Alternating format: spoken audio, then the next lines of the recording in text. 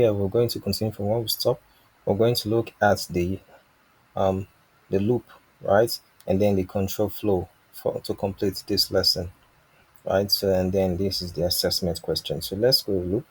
So we know loops are used for executing a block of code multiple times, which are useful when you want to repeat actions, right? So there are two basic kind of loop, which is the for loop and the while loop.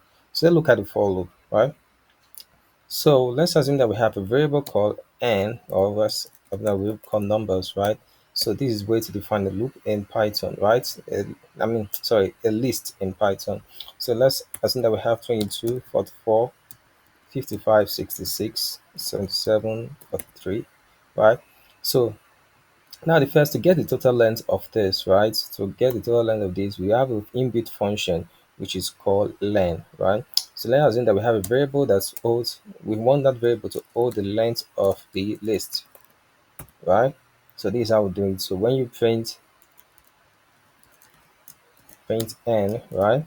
So it gives you, I have the pi, have the pi. So it gives you six. So it means that we have a total number of six elements or six items in this list, which is one, two, three, four, five, six. I remember that this list, right? Each of these values in this list are stored in indexes. So we have started from index zero down to index one, two, three, and down to the last one. So how do we actually identify the indexes, right? So what I will do here is this. I want to get the value that is stored in index 0. So to do that, let me just cancel this. To do that, all I just need to do is to pass a variable that holds a list, which is the numbers, right? And then a square bracket and then the index, right? So once I print this, it will give me 22, right?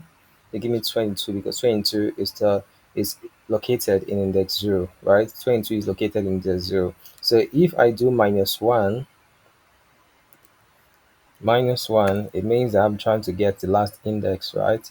I'm trying to get the value in the last, located in the last index. So it will actually give me 43, 43, right? So that is how it works. So with this, it will help you to understand where each of the values located, right? Where each of the values located in the indexes, right? So now let's move to our loop, right? So let's assume that I want to loop all these items, right? I want to like we output all these values from this list. So what I just need to do is use a simple for loop, right? For n, right, in numbers. Hmm? So this by default, when you say for n starts from the index 0. So from n in numbers, right? So print n. So this will actually print the values for us here. So if I do this, so it prints all the values starting from index 0 down to the last one, which is 43. You can see here. So let's make this more complicated, or make it more advanced, right? So let's use a function called range. So for n in range of, so now this range is a inbuilt function, right? It has so many arguments, right? It has about three, two, one arguments. So it depends. So it works. So if I pass two arguments to this, let's say I start from index 0 down to the length of the numbers that we explained this, right? Now what this means is for n in the range of 0 down to length of numbers, it means for the first iteration, right? It assigns 0 to n. That is this. Let's say for the first iteration, let me use the comments now. For the first iteration, it's for the first iteration, okay, variable n holds 0, right? Variable n holds 0. Now, it calculates the number of times we need to do the iteration. It calculates, let me off this so I won't be saying this, okay? It calculates the number of times. So if you check the len numbers, so we have 1, 2, 3, 4, 5, 6. So it means that the iteration will go 6 times, right? From the index 0 down to the last index. So for this is this. So I will say, right? I want you to print the number, right? So print numbers n, right? So it means that, remember, n holds 0, right? And in I've showed you guys how to actually fetch a value like this, right? So numbers n, which is starting from 0, it will pick 22, right? So it will go 6 times. You know why? Because of the count here. So we have 1, 2, 3, 4, 5, 6. So in the first for the first one, for the first iteration, n is equal to 0, right? N is equal to 0, which which is the variable numbers 0, right? Automatically number n is equal to 0 and this is n. So numbers, right? Automatically this is 0 at first iteration, which will give us 22, right? So it goes again for the second iteration. Let me put, let me just use number here 1 so that we can't see it. This is 1. Sorry, this is 1, right? It goes again in the second iteration, and then this becomes n becomes 1. Let me put second here. N becomes 1 and here becomes 1, and it picks the value in index 1, which is 44,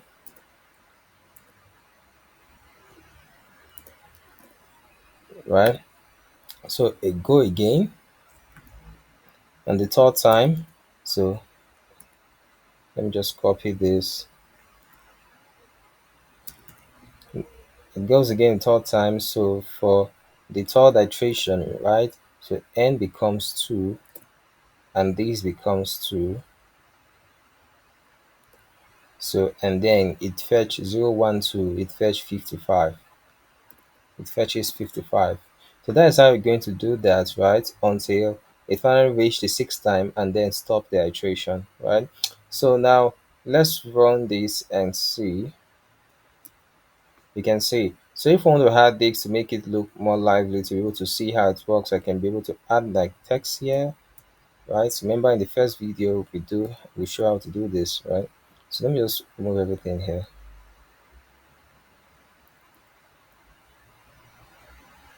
Okay. So I will copy all this. I just need one because it's looping through. I just need one like this. So I'll put a single, right? So I'll paste it here, right? So now for this, so all I just need to remember to use your format, right? For the first iteration, right? So let's say for, we can say for,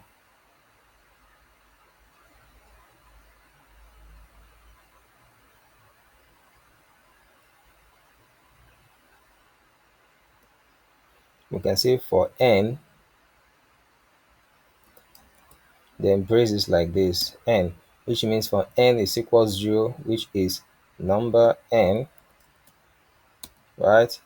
Then the 22 will be the value, which is numbers,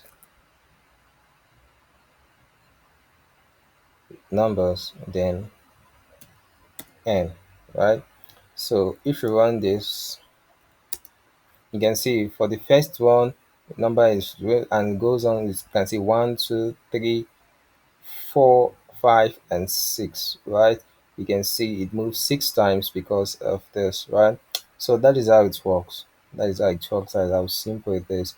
Now let me bring in control flow. Now control flow here, if we go to the PowerPoint slide here, so the statement controls the behavior of loops, right? So these are break, continue, and pass. So let's do this. Let's assume that we have so let's assume that when this thing loops through, right, once it gets to 66, right, it should just break and then it shouldn't show 77 and this. So what we just need to do is to pass in our if condition, which is if, right, if the the number n, right, if the numbers n is equal to 66, right, if it's equal to 66, so what happens? Break, right? So